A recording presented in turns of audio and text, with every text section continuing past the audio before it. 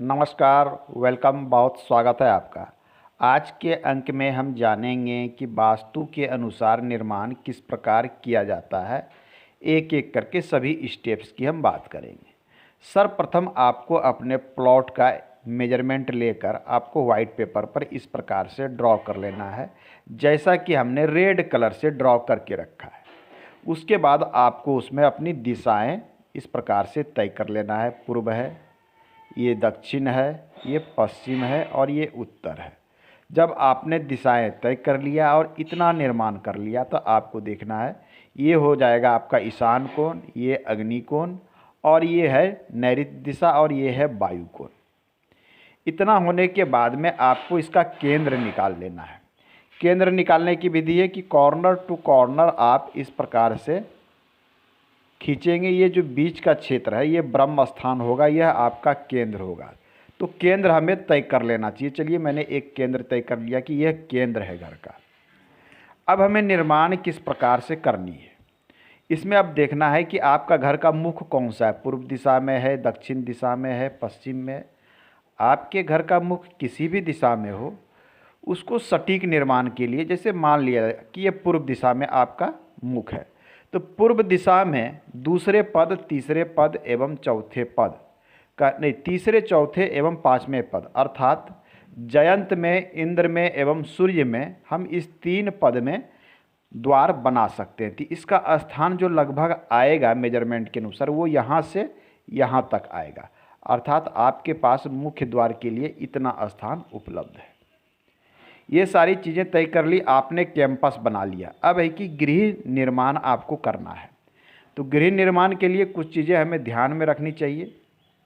चलिए हम उसकी बात करते हैं। तो आपको करना क्या है कि गृह निर्माण जितना भी एरिया में करना हो उस एरिया को सबसे पहले आप चूज करेंगे। चलिए मैंने एक एरिया ले लिया। कैंपस आपका बड़ा है तो कहाँ बनाएं? क्या पूर्व दिशा में बना लें? नहीं। उत्तर में बना लें? नहीं, बिल्कुल नहीं। दक्षिण में नहीं, पश्चिम में नहीं। वास्तु का रूल कहता है कि कैंपस एरिया बड़ा हो तो घर आपको इस प्रकार से बनाना चाहिए, अर्थात दक्षिण में कम जगह हो और पश्चिम में जगह कम हो तो ये सर्वोत्तम है। अर्थात यहाँ क्या हो रहा है कि यहाँ पर जो जगह आ रही है आपके पास, ये जो निकल के आ रहा है जगह, एक मिनट, हाँ, ये जो जगह आ रहा है, तो ऐसी स्थिति में क्या है कि आपके पास पूर्व दिशा में अधिक जगह है, उत्तर दिशा में अधिक जगह है, दक्षिण और पश्चिम में हमने कम स्पेस छोड़ा है। यदि आपके पास स्पेस ना हो तो आप ऐसा कर सकते हैं कि बिल्कुल ही दक्षिण दिशा सटाया जा सकता है। ऐसा भी आप कर सकते हैं कि बिल्कुल दक्षिण दिशा सटा दें यदि स्पेस कम है। तो चलिए इतना तो यदि आपने कर लिया, यदि और बड़ा बनाना है तो आप इस प्रकार से बना सकते हैं। ये स्थिति सबसे अच्छा गुड है, अच्छी अवस्था में। अब आपको नेक्स्ट स्टेप क्या करना है कि आपको अपने घर का केंद्र निकाल लेना है। घर का केंद्र निकालने के लिए हम सेम विधि का प्रयोग करेंगे और यह हमारा हो जाएगा घर का केंद्र। अब क्या है कि रेड वाला आपका कैंपस एरिया है और ये वाइट वाला आपका कंस्ट्रक्टेड एरिया है। इतना आपने चूज कर लिया। अब है कि जल की व्यवस्था कर लेनी चाहिए। तो जल की व्यवस्था हम इस क्षेत्र में कर सकते हैं, उत्तर से लेकर इतने क्षेत्र में कर सकते हैं।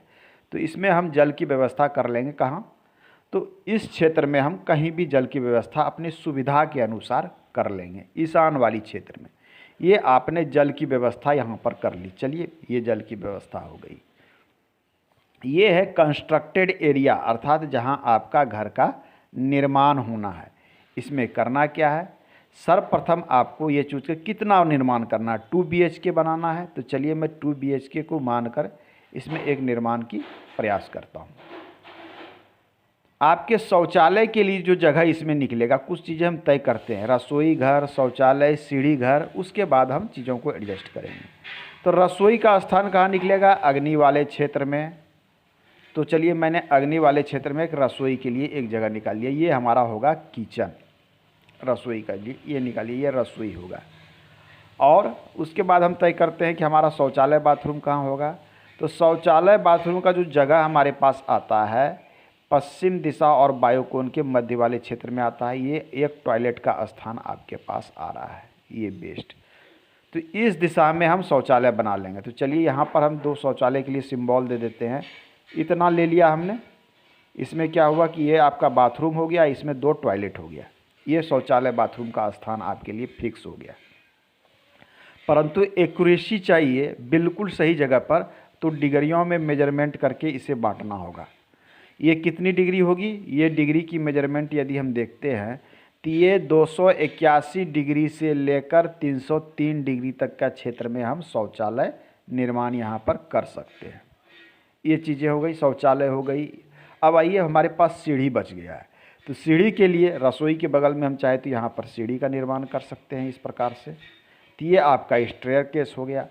अब आपके पास जो स्पेस बच रहा है, तो आप इसमें से जैसे मान लीजिए हमने 2 कक्ष निकाल दिया, एक रूम ये बना दिया, दूसरा रूम यहाँ बना दिया, ये सीढ़ी घर हो गया, ये आपकी रसोई हो गई, किचन।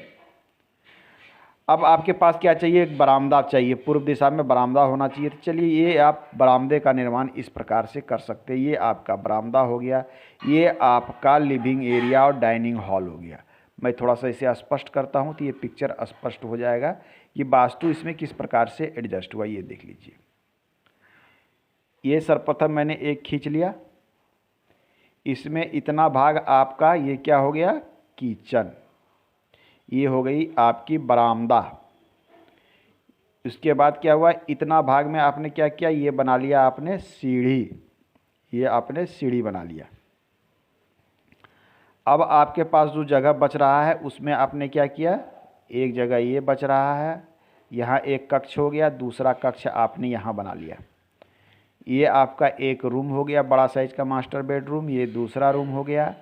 और इस स्थान पे आपको टॉयलेट यहाँ से यहाँ तक लेना था, तो आप यहाँ पर ले लेंगे। ऐसे मान लिया जाए आपको यहाँ से यहाँ तक जगह हो गया, तो इस क्षेत्र में आपने बाथरूम ले लिया। चूँकि यहाँ पर टॉयलेट निषिद्ध है, तो ये बाथरूम ले लिया, और इस क्षेत्र में 2 टॉयलेट ले लिया, एक कॉमन ले लिया, या फिर आप एक पश्चिम वाली बैठा सकते हैं, एक इंडियन बैठा सकते हैं। इस प्रकार से चीज़ें देखिए यहाँ एडजस्ट हो गया।